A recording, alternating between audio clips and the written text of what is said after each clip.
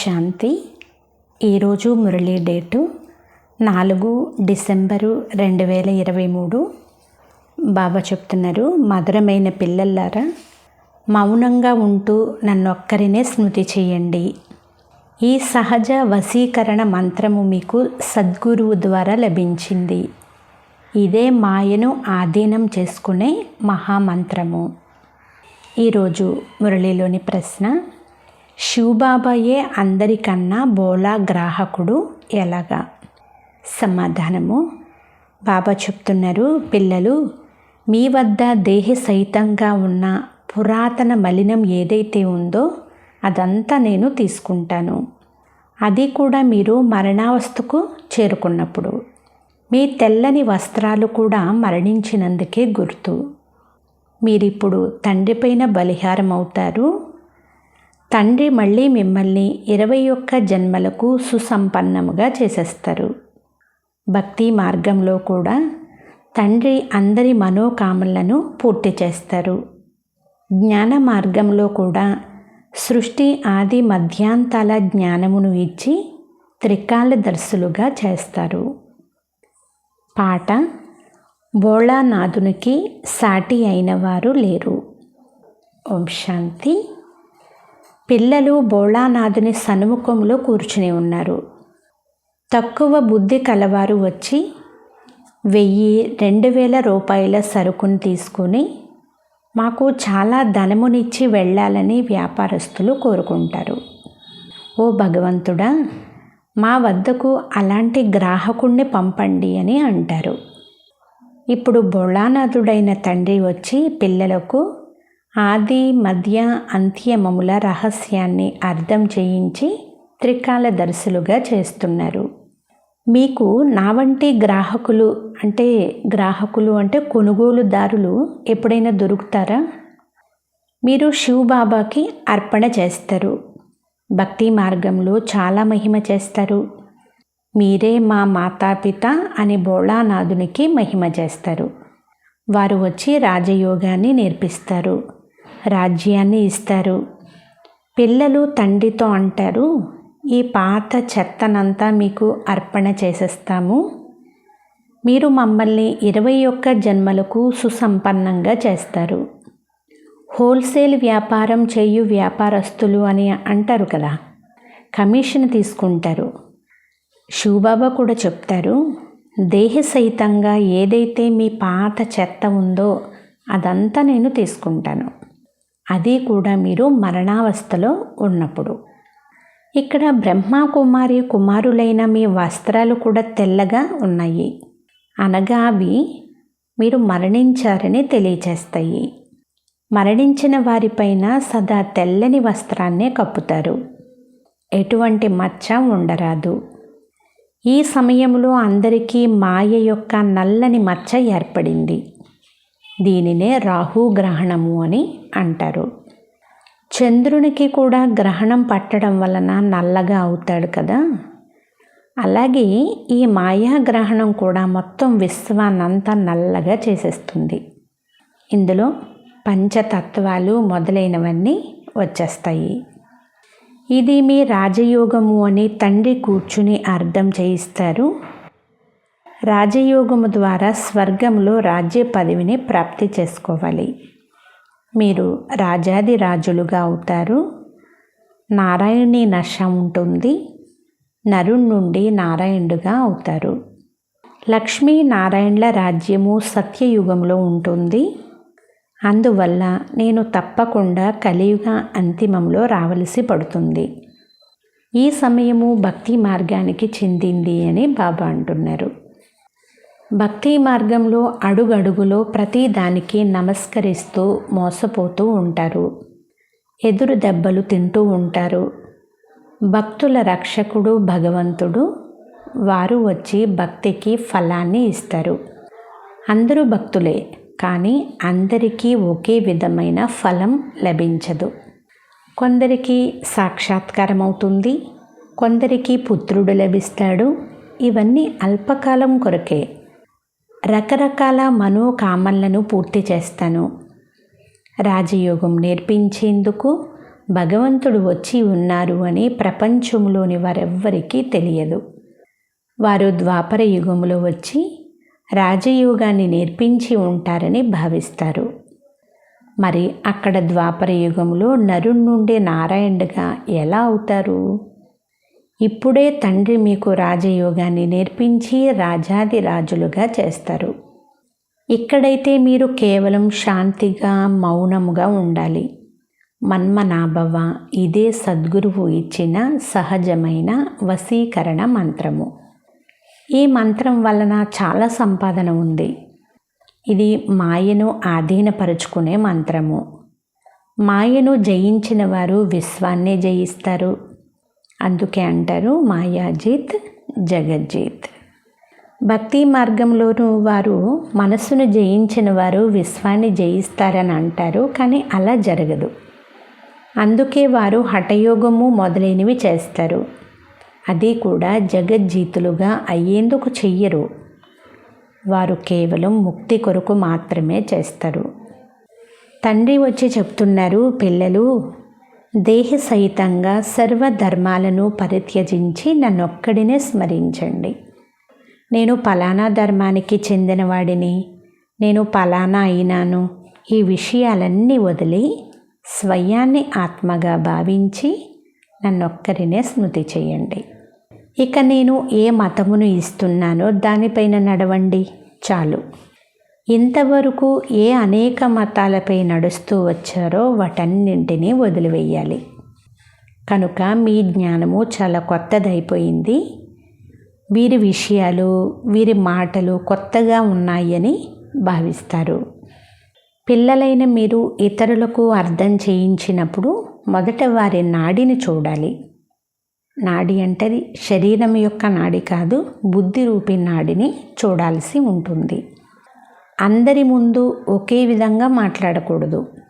మనుషులవి అనేక మతాలు, కానీ మీది ఒకే మతము. కానీ నెంబర్ వారీగా ఉన్నారు.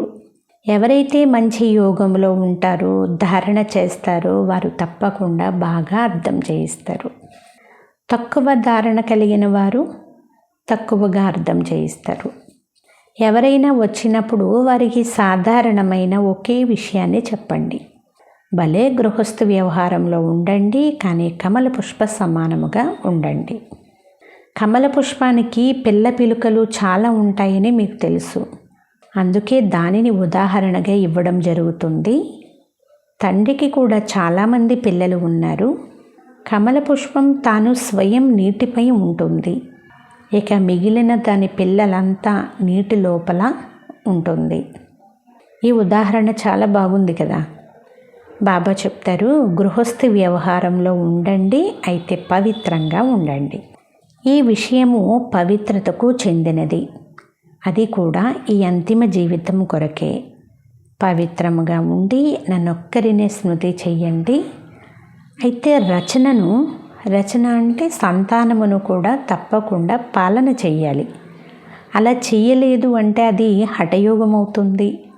ప్రపంచంలో పవిత్రముగా అయితే చాలామంది ఉంటారు. బాలబ్రహ్మచారి అని భీష్మ పితామహుని ఉదాహరణ ఉంది. అచ్చా, బాలబ్రహ్మచారి అంటే స్త్రీ పురుషులు ఇరువురు కలిసి ఉంటూనే పవిత్రంగా ఉండేవారు. గాంధర్వి వివాహం గురించి శాస్త్రాల్లో కూడా చర్చ ఉంది, కానీ దాని గురించి ఎవరికీ తెలియదు. అది తండ్రియే అర్థం చేయిస్తారు. తండ్రి చెప్తున్నారు, పిల్లలు ఇప్పుడు కామచితికి బదులు ఇరువురు జ్ఞానచితి అనే కంకణం కట్టుకోండి. బ్రాహ్మణులైన మీరు ఎంత మంచి పని చేస్తారు. పవిత్రంగా ఉంటామని ప్రతిజ్ఞ చెయ్యాలి. ఒకరికొకరు సావధానపరచుకుంటూ ఇరువురు స్వర్గములోకి వెళ్ళిపోతారు. ఇక్కడ మీరు కలిసి ఉండి పవిత్రముగా ఉండి చూపిస్తారు. అందుకే మీరు చాలా ఉన్నతమైన పదవిని తీసుకోగలరు. ఉదాహరణ ఇవ్వబడుతుంది కదా. జ్ఞానచితిపై కూర్చుని స్వర్గములోకి వెళ్ళి ఉన్నతమైన పదవిని పొందుతారు. ఇందులో చాలా గొప్ప ధైర్యం ఉంది. ఒకవేళ దృఢంగా ఉండి నడుస్తున్నట్లయితే చాలా ఉన్నతమైన పదవిని పొందుతారు. మళ్ళీ సేవ పైన కూడా ఆధారపడి ఉంది. ఎవరైతే ఎక్కువగా సేవ చేస్తారో, అనేక మంది ప్రజలను తయారు చేస్తారో వారు మంచి పదవిని కూడా పొందుతారు. బాబా మమ్మాల కంటే కూడా ఉన్నతముగా వెళ్ళిపోవాలి. ఏ విధంగా క్రైస్తవులు పరస్పరంలో కలిసిపోతే వారు విశ్వానికి యజమానులుగా అవ్వగలరు అని బాబా ఉదాహరణ ఇస్తారు. అలా మాతాపితల కంటే ఉన్నతముగా వెళ్ళే జోడీ వెలువడాలి. బాబా అంటున్నారు, కానీ అలాంటి వారు ఎవ్వరూ లేరు. జగదంబ జగత్పితలే ప్రసిద్ధి చెందినవారు. వీరిలా ఎవరూ సేవ చేయలేరు. వీరే నిమిత్తమై ఉన్నారు. అందువల్ల ఎప్పుడూ హార్ట్ ఫెయిల్ అవ్వకూడదు.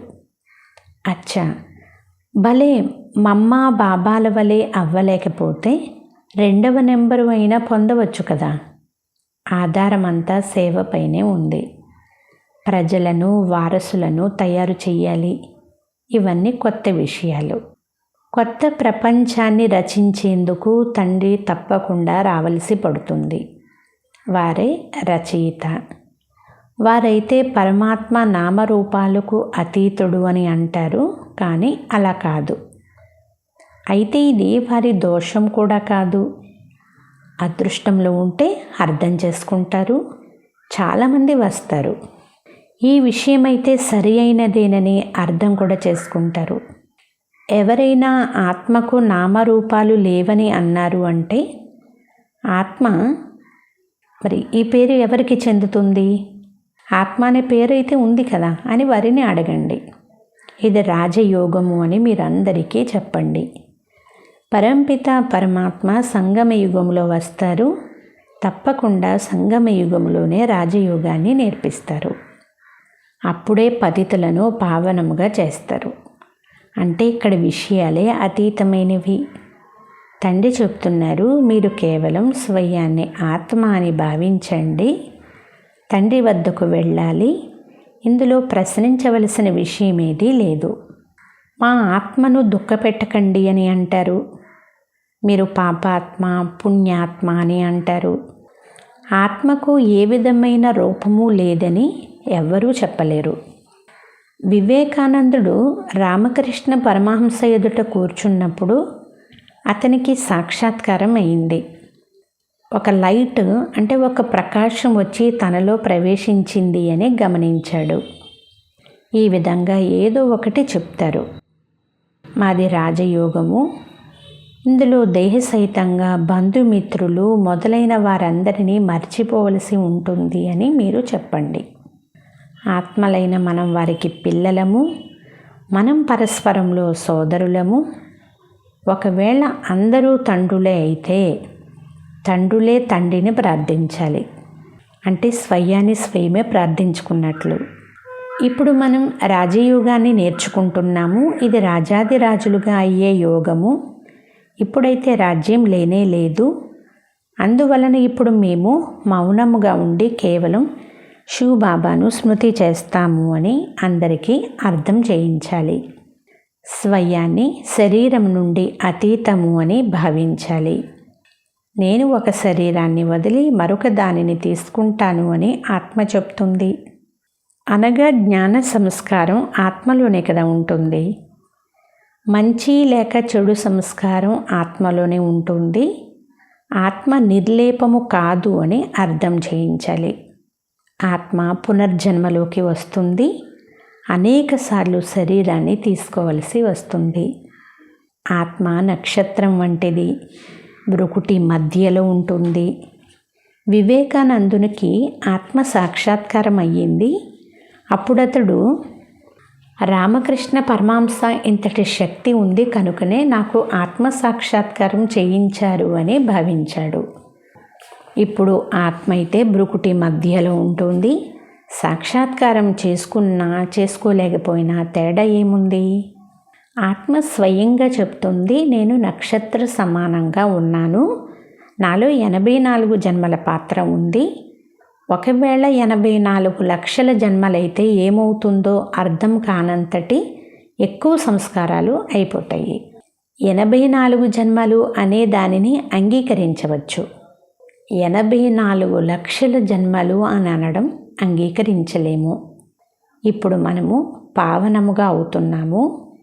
బాబా మనల్ని నరుడి నుండి నారాయణుడిగా చేసేందుకు పవిత్రముగా చేశారు. ఈ నష ఉండాలి. మీరు ఎవ్వరితోనూ వాద వివాదాలు చేసే అవసరమే లేదు అని బాబా చెప్తున్నారు. దేహ సహితముగా సర్వదేహ ధర్మాలను త్యాగం చేసి స్వయాన్ని ఆత్మగా అశరీరిగా భావించాలి. భలే మనము శాస్త్రాలు మొదలైనవి చదివాము, అయినా మనము ఎందుకు వాదించాలి? తండ్రి చెప్తారు, నన్ను ఒక్కరినే స్మృతి చేయండి. ఇక రెండవ ఆజ్ఞ, గృహస్థు వ్యవహారములో కమలపుష్ప సమానముగా ఉండండి. యోగాగ్ని ద్వారానే పాపాలు నాశనమవుతాయి. ఇది భగవాను వాచ.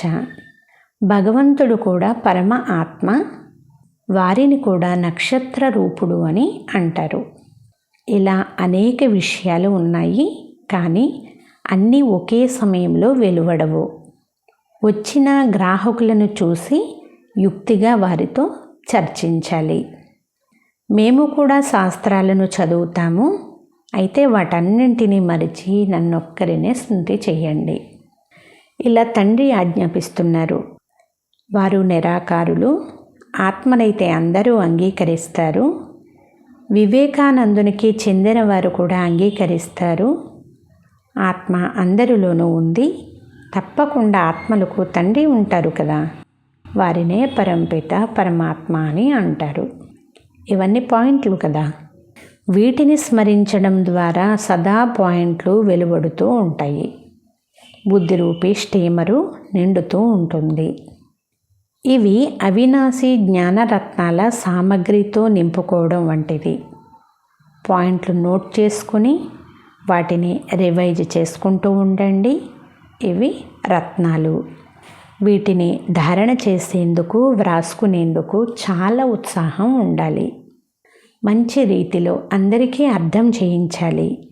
ఆత్మ అయితే అందరిలోనూ ఉంది, దానికి నామరూపాలు లేవు. ఆత్మకు రూపం ఉన్నప్పుడు పరమాత్మకు ఎందుకు ఉండదు అని ఎవరు అడగలేరు కదా. వారిని పరంపిత పరమాత్మ అని, పరంధామ నివాసి అని అంటారు. కనుక ఇప్పుడు సేవ చేసి చూపించండి అని పిల్లలకు ఎంతగానో అర్థం చేయిస్తారు. బాబా సేవ చేసిన వారికి బహుమతులు కూడా ఇస్తారు. జ్ఞానరత్నాలతో ఎంతగానో అలంకరిస్తారు. మనము ఇక్కడ పద్మాపతులుగా అవ్వాలని కోరుకోవడం లేదు. ఎందుకంటే మనకు విశ్వ చక్రవర్తి పదవి కావాలి. మధురాతి మధురమైన అపురూపమైన పిల్లలకు మాతాపిత బాప్దాదాల ప్రియ స్మృతులు మరియు గుడ్ మార్నింగ్. ఆత్మిక పిల్లలకు ఆత్మిక తండ్రి నమస్తే. ఆత్మీయ తండ్రికి ఆత్మీయ పిల్లల యొక్క ప్రియ స్మృతులు, గుడ్ మార్నింగ్ మరియు నమస్తే నమస్తే నమస్తే. ధారణ కొరకు ముఖ్య సారము. ఫస్ట్ పాయింట్, ఏ జ్ఞానరత్నాలైతే లభిస్తున్నాయో వాటిపైన విచార సాగర మదనం చేసి స్వయంలో ధారణ చెయ్యాలి. జ్ఞానరత్నాలతో సదా సంపన్నంగా ఉండాలి. సెకండ్ పాయింట్, తమ నారాయణీ నశాలో ఉండాలి. ఎవ్వరితోనూ వ్యర్థమైన విషయాలు మాట్లాడకూడదు.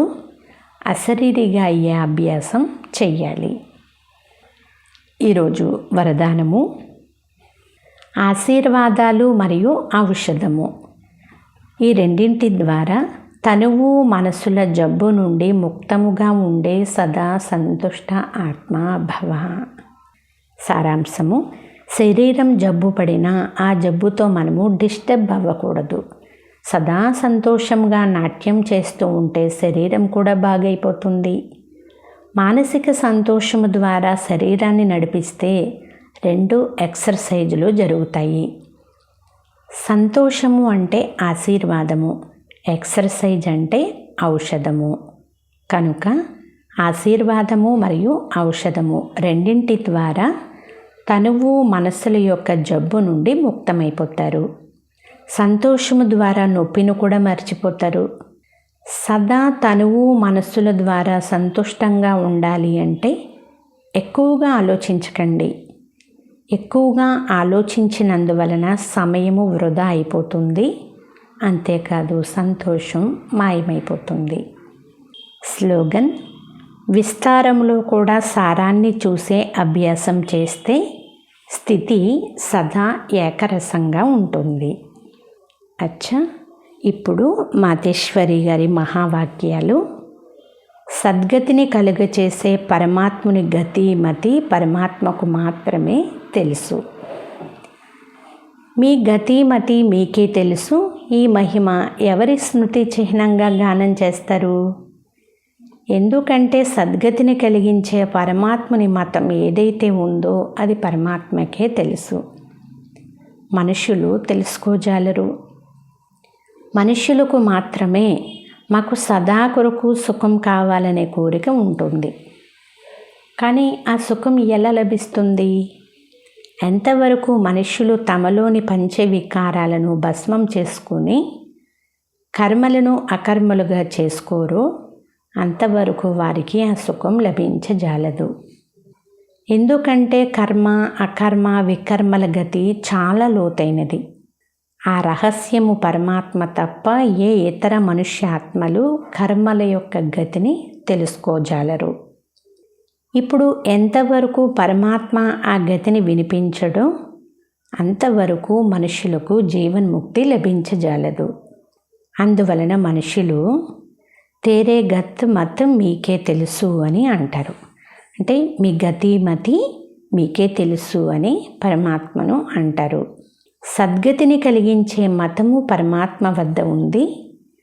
కర్మలను అకర్మలుగా ఎలా చెయ్యాలో ఆ శిక్షణ ఇవ్వడం పరమాత్ముని పని. మనుషులకు ఈ జ్ఞానం లేదు.